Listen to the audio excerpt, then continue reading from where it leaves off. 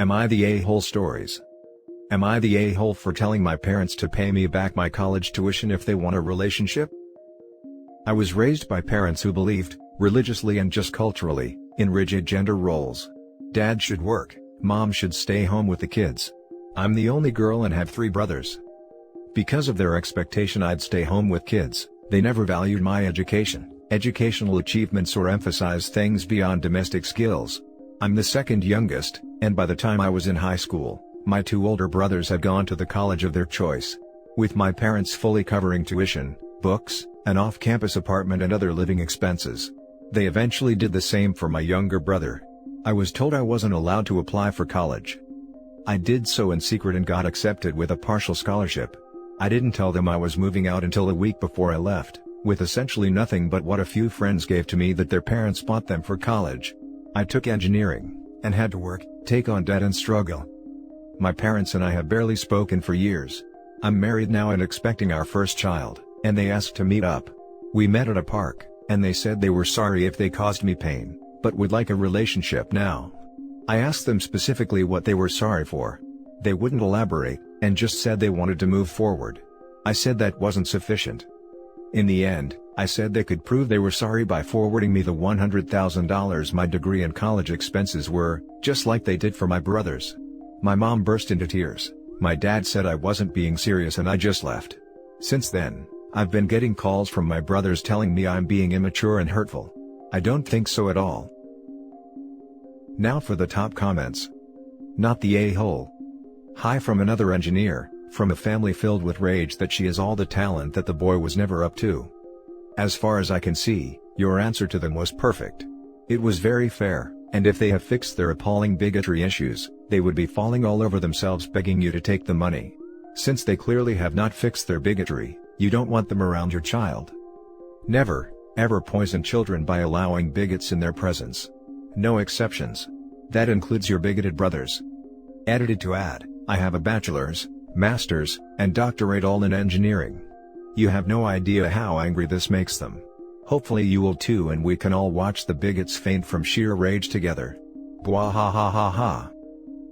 Exactly, they aren't sorry for how they treated OP, they just want to be able to have access to their grandkid.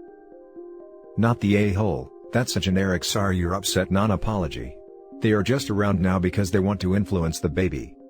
The $100K ask is fair, if they have the means to pay it. And even if they don't, they somehow made it work for the other 3 siblings. That said, OP, what on earth are you thinking letting these people around your kids? Wow. I would typically say that you would be the a-hole, because expecting money from family is never a good thing, but I am making an exception here. No, you're not the a-hole. Being singled out like that because you are a woman is gross, and it's terribly unfair that your brothers got a free ride and you didn't for that one fact. Good on you though, for making your own way in spite of them. For the next story. Am I the a-hole for not wanting to talk to my sister unless she pays me? Why I despise my sister. As first-generation immigrants, my family, my father, my mother, my older sister and myself, spent our first 2 decades in Australia dancing to and fro, across the poverty line. Late in her high school career, my sister decided she wanted to be a physician. But she didn't have the work ethic to get the necessary grades, so the only offer of enrollment she received was from a private university. For context, in Australia students are entitled to a loan that will typically cover the entirety of their course fees. One exception are courses offered by private universities, as private universities charge a lot more than their public counterparts. In order for my sister to attend this private university, my parents would have to come up with approximately 300,000 Australian dollars over the course of her degree. I'm sure you can imagine how difficult this task would be for a couple earning minimum wage.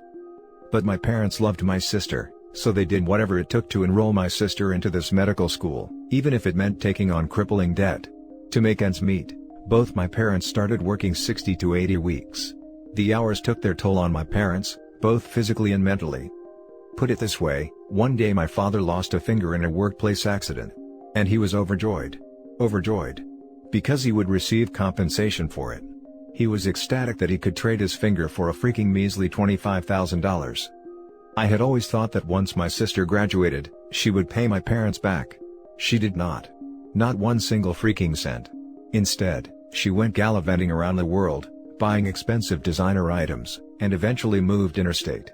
She barely even bothered to stay in touch. Why I believe my sister owes me at least $200,000. I graduated from university 4 years after my sister. For 3 years after graduating, every cent I made went to paying off my parents' debt, so that they could go back to working normal hours. Over the years I've probably given them $200,000. It's been 7 years since I've graduated university now, and my family is in a much better place. My parents are debt-free, and can work standard 35-hour-per-week jobs. We're financially comfortable for the first time in our lives, and everything is fantastic. Enter my goddamn sister. A few months back she broke up with her boyfriend. I'm not aware of the details, but she moved back to our state and back home with our parents. My parents are beyond happy to have their daughter back. And they've asked me multiple times to talk to my sister again. But as far as I am concerned, my sister owes me $200,000, before I will even consider being in the same room as her again. Am I the a-hole? Now for the top comments. Not the a-hole. Your sister is a leech. Talk to her very clearly about why you feel she owes you money. State your case, and then go forward from there on. Your parents are leeches also. They took your money, all your money, and now have the audacity to get on at you about your relationship with your sister? Nope. Not the a-hole. I don't think OP's parents are leeches. OP did not mention anything about her parents asking her to pay the uni fees. It is very common in immigrant families to have filial piety. It makes sense in this context that OP would, very generously, take on some of OP's parents' debt, in order to ease their suffering. In my experience, this sense of duty in adult children is sometimes difficult for my non-BIPOC friends to understand. The family unit is also generally much tighter, and OP's parents welcoming OP's sister back into the fold and wanting harmony also makes sense to me. That being said, OP is not the a-hole. OP's parents are also not the a-hole. They simply placed a massive value on their daughter's education and were willing to go to great lengths to provide a better life for her. In Australia it's unusual that a parent would take on that university debt long term. This begs the question if there was any communication or agreement between OP's sister and OP's parents with regards to tuition payments. OP's sister needs to consider her parents and her siblings, by extension, financial situation and rectify it. Not the a-hole. Australia isn't like the US. She could have worked hard, gone to a regular uni like NSWU or RMIT or Monash, gotten an HSC debt, and paid it back herself as a doctor. It's not like she would be struggling to pay something with how much she would be earning. If you helped your parents pay her debt, she definitely owes you and should be told as much. Even if she didn't get the necessary HSC Year 12 marks at first, she could have started a different degree at a public university then transferred over, or potentially done a post-grad. I know a lot of doctors who did it this way. Unfortunate sister is selfish. Not the a-hole. Listen, I didn't understand at first. You paid for your sister's debt, right? You didn't have any debt of your own, you just paid what your parents owed, right? Definitely not the a-hole. You took care of your parents when your sister just walked away. Now for the last story. Would I be the a-hole if I send my parents to jail? My 29 female parents have always been in financial trouble, something that I have never been able to understand, because they both have a really generous salary, more than 3 times my own. Because of these financial troubles, my aunts, uncles, and grandma have had over the years to lend them money. We were evicted a couple of times, that I know. We have had the water, the electricity and the internet cut. Many things, that over the years I admit have affected my emotional and mental health. All of this has made my relationship with my parents very difficult over the years, more when they would take advantage of me, making me pay for many things with the money that I earned working during holidays to pay for college, or making me call my grandma to ask her for money, all of it while my mom used to spend money whenever she could in purses or jewelry.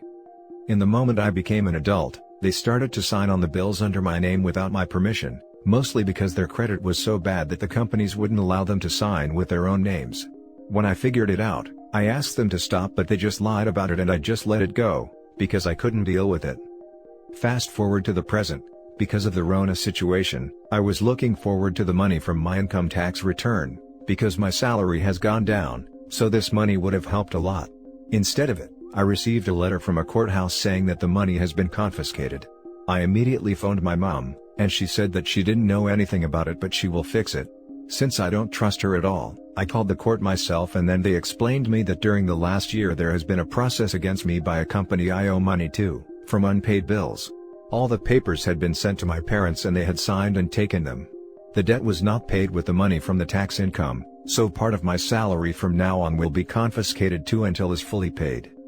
So, my parents stole my identity to contract a bill under my name, didn't pay for it, and when the company claimed the debt through lawyers and a judge, they kept all the papers from me, which is also illegal, apparently waiting for all of it to be fixed by itself. My mother said that it was her right to put it under my name because I am her daughter, and it is my duty to help with the family burdens.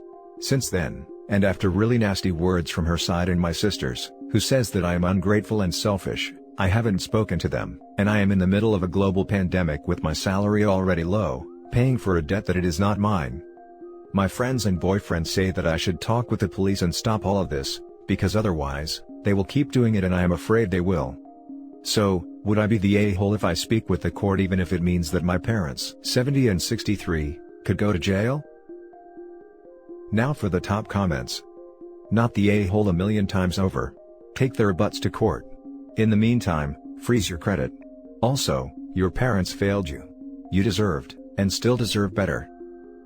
Goddamn, if there's one thing OP does, it's freeze her damn credit. Easy, quick, and free. Then head over to r/personal finance and get some advice from a more specialized crowd. Not the a-hole for sending two people guilty of fraud to jail. They made their choices and have rationalized it. You've suffered for it and will likely continue to suffer for it, since you don't really know the extent. Your sister has likely been victimized, too, but they have her convinced that fraud is normal because it's family. BS. Get a lawyer. The extent of it is what worries me. They've basically ruined OP's credit, who knows what other loans they've fraudulently co-signed her on. Going through the only way for her to clear her name. No real other choice. Not the a-hole. This is identity theft. It is going to affect your credit, your ability to obtain certain kinds of work, rental housing, mortgages, student and other loans, etc. for a very long time. The longer you let them emotionally blackmail you into not dealing with this, the longer you postpone your own financial stability and security. The odds are very low that your parents will get jail time. You will be dealing with this for years and years to come. The sooner you start coping with it directly, the sooner things will begin to be straightened out. I am so sorry that this happened. And that's it for this video, guys. If you have thoughts to share, leave a comment below.